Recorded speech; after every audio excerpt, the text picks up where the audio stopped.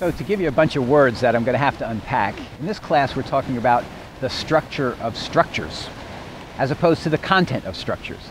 So the structure of structures, what does that mean?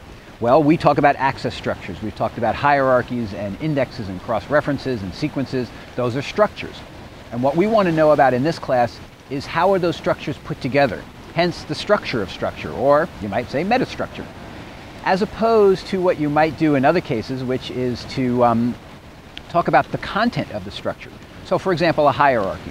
The hierarchy has a certain structure, and we'll talk about how to put that structure together. But in addition, the hierarchy has content. There is something in the level 1 heading.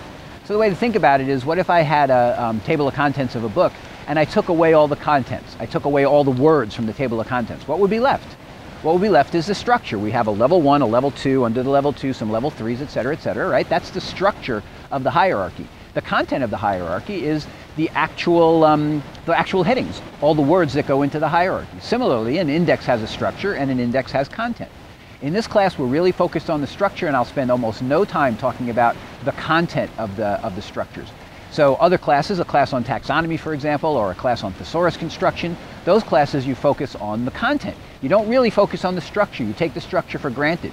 You take for granted that if you come up with all the words of the taxonomy, if you come up with all the words of the thesaurus, if you can create a good hierarchy, there'll be some place to put it.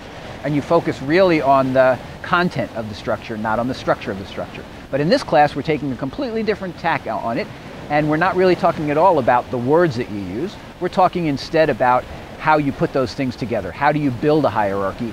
And really ignoring, for the most part, what goes in the hierarchy.